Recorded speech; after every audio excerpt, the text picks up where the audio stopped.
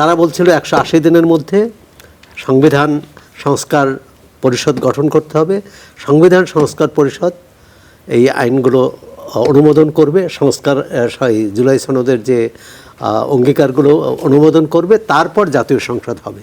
180 দিন তো পার হয়ে গেল, হয়তো জাতীয় সংসদের 180 দিন এখনও হয়নি। সরকারের 180 দিন আপনার মূল্যায়ন কেমন? ধন্যবাদ এবং দুই সহ আলোচককে শুভেচ্ছা। প্রথম হচ্ছে যে কোনো সরকারের সাফল্য ব্যর্থতা নির্ণয়ের জন্য সমাজ যথেষ্ট সময় নয়, কারণ একটা মধুচন্দ্রিমার সময় থাকে। হানিমুন পিরিয়ড শেষ হয়ে গেছে নাকি চলছে এখনো? তাহলে চলেই গেছে, তাহলে নতুন করে কি শুরু, এটি একটি। আর সাফল্য ব্যর্থতাটা আমরা সবাই দেখব যে দুই ধরনের। যারা সমর্থক সরকারের তারা বলবে যে গ্লাস অর্ধেক পূর্ণ, আর যারা বিরোধী বা সমালোচক তারা বলবে অর্ধেক খালি। এখানে অর্ধেক খালি আর অর্ধেক পূর্ণ, এই দুইটার সমন্বয় কিভাবে, মানে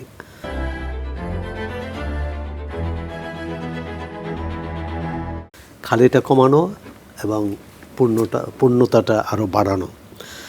সরকার অনেকগুলো, এটা ঠিক যে সরকার একটা কঠিন সময় দায়িত্ব নিয়েছে, অর্থনৈতিকভাবে কঠিন, বৈশ্বিকভাবে কঠিন, এবং অভ্যন্তরীণ মানে যে আইনশৃঙ্খলা পরিস্থিতিতেও এক ধরনের বেশ চ্যালেঞ্জ ছিল।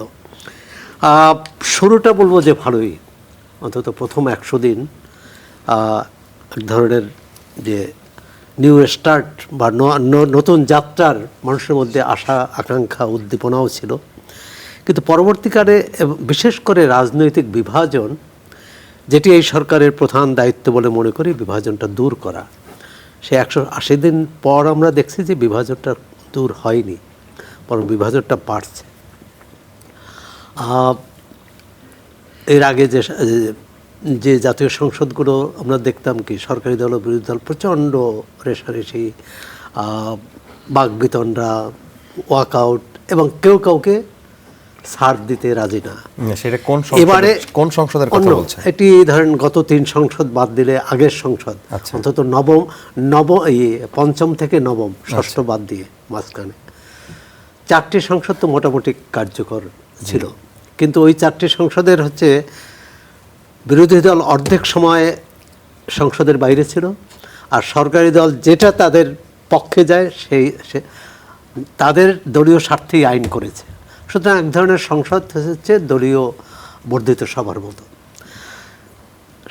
এবার সংসদ কি হবে আমরা আশা করেছিলাম, সরকারি দল বিরোধী দলও আশা করছে, এখনও করছে, যে একটা ঐকমত্যে পৌঁছবে জনগুরুত্বপূর্ণ বিষয়ে, জাতীয় গুরুত্বপূর্ণ বিষয়ে মতৈক্যের ভিত্তিতে সিদ্ধান্তগুলো আসবে। কিন্তু অনেক ক্ষেত্রে আসেনি, এবং যে রাজনৈতিক প্রশ্ন আইয়ুবী ভাই বললেন, এই রাজনৈতিক প্রশ্নের সমাধানটা খুব জরুরি। যে জুলাই সনদটা কীভাবে বাস্তবায়ন হবে, আগামী রাষ্ট্রের রূপরেখাটা কেমন হবে, শাসন কাঠামোর চিত্রটা কেমন দেখব, আগের মতোই না পরিবর্তন হবে।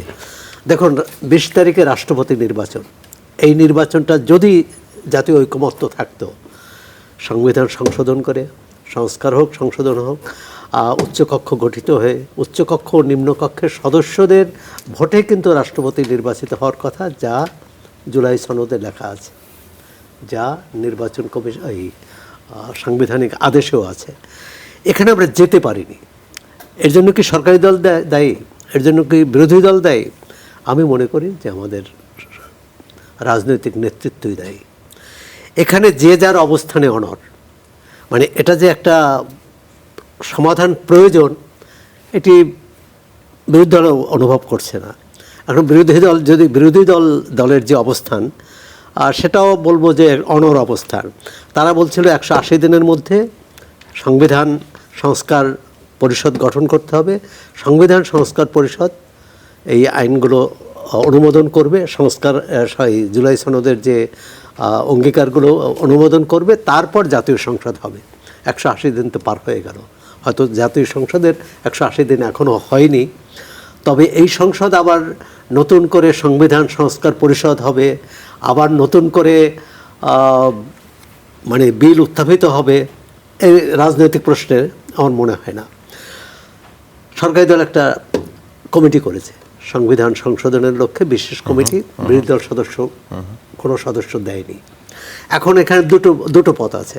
এক হচ্ছে সরকার একতরফা সিদ্ধান্ত নেওয়া, সরকারি দল ওই 12 জন সদস্য নিয়ে, অথবা এই পুরো বিষয়টাই থেমে গেল। তাহলে জুলাই অভ্যুত্থানের অঙ্গীকার, জুলাই সনদ, সব কিছু কিন্তু অর্থহীন হয়ে গেল। এখন কিভাবে চলবে? আর দুর্নীতি, অনিয়ম, দলীয়করণ এগুলো সবসময় ছিল, কমার কথা। আমরা আশা করতে চাই 6 মাস গেল মাত্র, পরীক্ষা নিরীক্ষার মধ্য দিয়ে বিএনপি 17 বছর ক্ষমতার বাইরে ছিল, সেটাও একটি বিষয়। আচ্ছা। আশা করি যে তবে এই যে বিএনপির ভেতরের যে অভ্যন্তরীণ দ্বন্দ্ব, সংঘাতের রূপ নেয়, হানাহানিতে রূপ নেয়, সেটা কিন্তু উদ্বেগজনক।